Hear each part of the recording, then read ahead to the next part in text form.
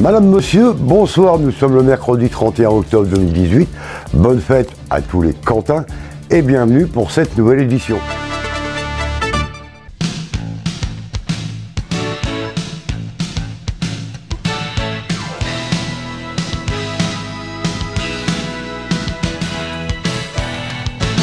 Ça y est, la pluie est arrivée et les champignons vont sortir. Alors durant ce week-end de Toussaint, donc pourquoi pas une petite balade dans la Creuse, et celle-ci emplie de mystères. C'est entre Évaux-les-Bains et Budolière.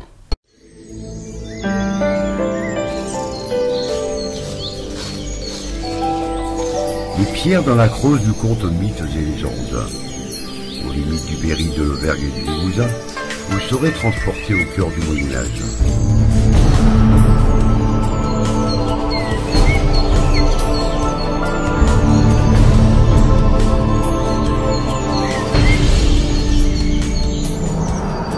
Au détour du chemin, en montant à Sainte-Radegonde, on aperçoit à travers les bois, au niveau de la fontaine, la majestueuse silhouette du pont de Saint-Marien. Il traverse la Tarn sur plus de 100 mètres de long.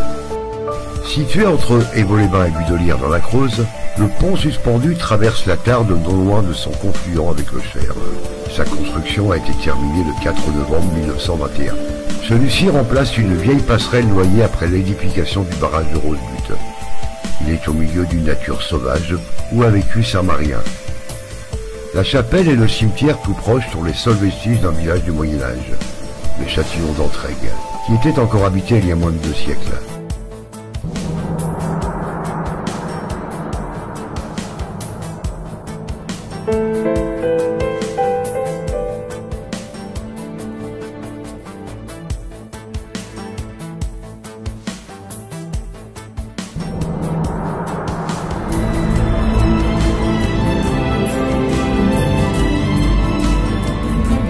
Sainte-Radegonde qui a été choisie comme protectrice des lieux. La chapelle des 11e et 12e siècles et le cimetière tout proche sont tout ce qui reste d'un village du Moyen-Âge, le châtillon d'Entraigues, qui était encore habité il y a moins de 2 siècles. La légende raconte que lorsque tu entendras l'orage, cours vite faire tinter la cloche de Sainte-Radegonde, et l'orage se dissipera. Par ailleurs, Sainte-Radegonde est considérée comme guérisseuse des enfants déficients, grâce à sa fontaine.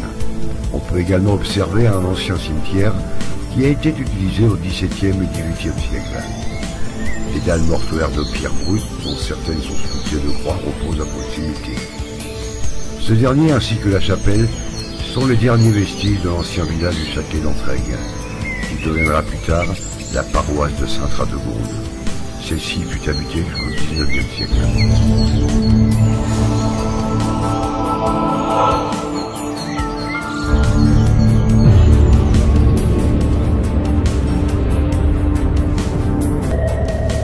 Marien est né vers le milieu du 5e siècle à Bourges. Sa famille vivait près de l'évêché. Il quitta son épouse pour entrer au monastère du Grand Pressigny, où il demeura 6 ans. Après quelques années en Herbite dans la région d'Épineuil, il passa dans la région de Boussac, où le village de Saint-Marien porte encore son nom. Il se fixa à proximité du confluent du Cher et de la Tarde, dans un lieu appelé le désert de Saint-Marien, aux limites du Berry, de l'Auvergne et du Limousin, dans une région loin de toute agglomération, mais au carrefour d'itinéraires fréquentés par les voyageurs. Il devient alors ermite d'Entraigues, un protecteur d'Évaux-les-Bains. Très vénéré dans la Combraille et ses alentours pour les nombreux miracles, Saint-Marien serait mort en 513. La légende raconte que l'on retrouvera son corps sous un pommier. Il était considéré comme un protecteur des biens de la terre, des troupeaux et des cultures.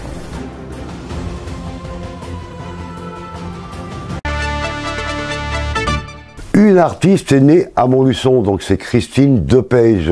Vous la retrouverez prochainement à Tanor, c'est de la pure chanson française. Ça ressemble à rien d'autre, et peut-être même à rien. Ça tient dans une main quand c'est sans lendemain. Ça ne ressemble à rien, ce n'est jamais pareil. Ça durcit au réveil ou ça fond au soleil. Ça se confond souvent, se reconnaît parfois. Ça défie toutes les lois des jamais et des avant. Ça réveille le cœur, l'endort ou le déchire pour le meilleur ou le pire ou le meilleur. Ça ressemble à rien d'autre, et peut-être même à rien. Ça tient dans une main quand c'est sans lendemain. Ça ne ressemble à rien, ce n'est jamais pareil. Ça durcit au réveil, ou ça fond au soleil.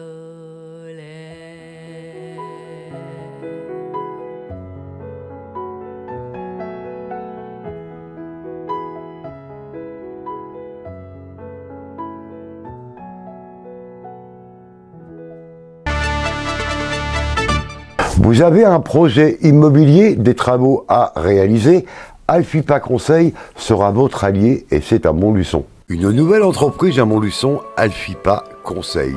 C'est une entreprise de courtage en crédit immobilier qui vous accompagne sur l'ensemble de vos projets. Historiquement, donc, nous avons créé cette activité avec Gaëtan, ça va faire bientôt 3 ans. Et on a développé cette activité dans le cadre de l'activité d'Allier Crédit qui avait depuis une quinzaine d'années maintenant une activité de regroupement et de rachat de crédit. Et donc on a développé cette activité de prêt immobilier depuis mi-2015 et devant le succès, nous avons décidé avec Gaëtan de nous associer pour créer une nouvelle société qui s'appelle donc Alfipa Conseil. Et donc cette société jusqu'à présent était située dans les mêmes locaux qu'Allier Crédit, partie regroupement restructuration de prêt.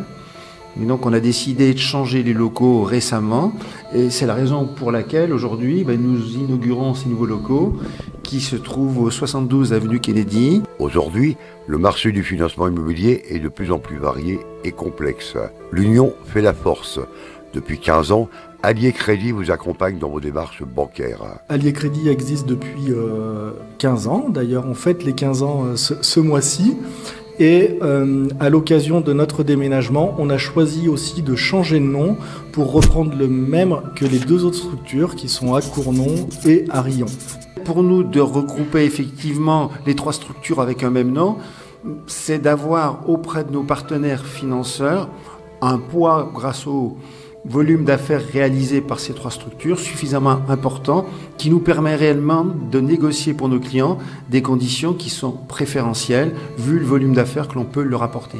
Les organismes financiers et bancaires ne proposent pas toujours les mêmes garanties, les mêmes conditions d'assurance et surtout des taux de crédit très aléatoires. Alfipa Conseil, en fait, c'est une société qui fait du courtage en prêt immobilier. Donc nous, on a un partenariat avec toutes les banques en local. En fait, quand un client vient nous consulter, on envoie directement son projet auprès de tous les établissements et on a une réponse sous une semaine.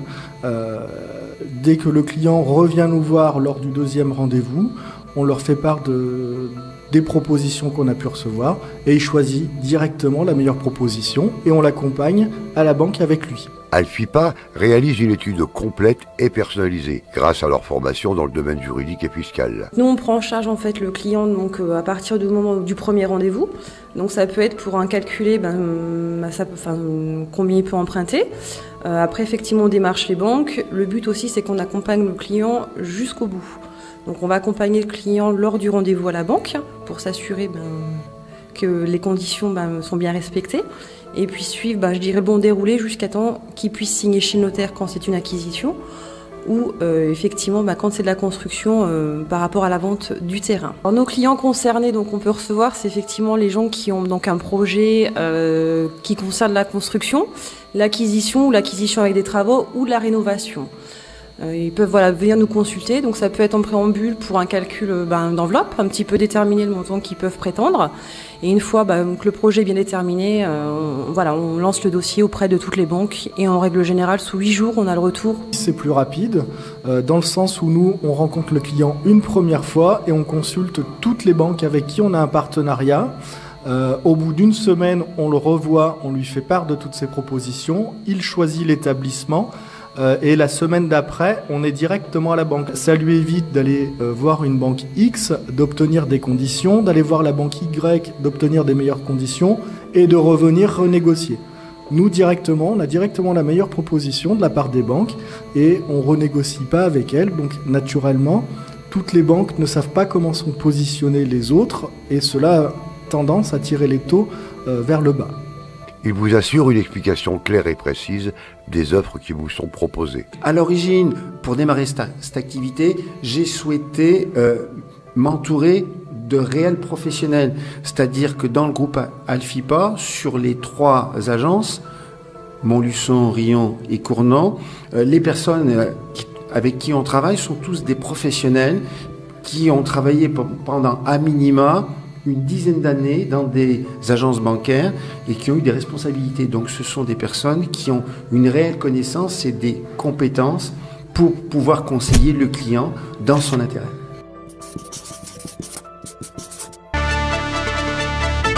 Dans le cadre du grand projet C'est Montluçon, des travaux sont toujours en œuvre à Montluçon.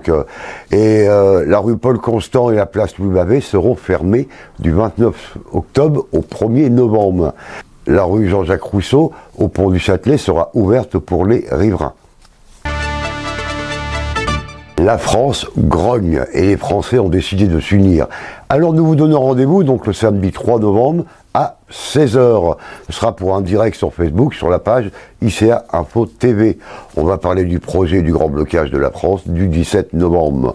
Donc 3 intervenants pour ce débat qui se promet très houleux. Donc pour être bien prévenu, il est souhaitable de liker la page ICA Info TV. Pour trouver les bons plans à Montluçon, le guide pratique avec sa carte bon plan, c'est de l'économie assurée. Montluçon pratique, vous connaissez tous, et la nouvelle édition de 2018 vient de sortir, maintenant à disposition du public. Alors aujourd'hui, je suis avec monsieur Arquet, donc de la société Stratège, et qui édite ce livre depuis 17 ans. Alors qu'est-ce qu'on peut trouver de nouveau dans ce Montluçon pratique?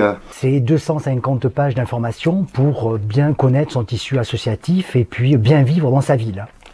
Alors qu'est-ce qu'on peut trouver dans ce livre comme bon, on voit qu'il y a des bons plans, donc on peut trouver sur des adresses de nos commerçants de Montluçon, des artisans. Bien sûr, des commerçants, des artisans, mais après tout le tissu associatif. Vous cherchez un sport, vous cherchez un loisir, vous avez un problème pour X dans votre famille ou quoi que ce soit, vous allez trouver l'association qui va vous aider à vous sortir de ce problème-là. Donc c'est noté dans Montluçon pratique.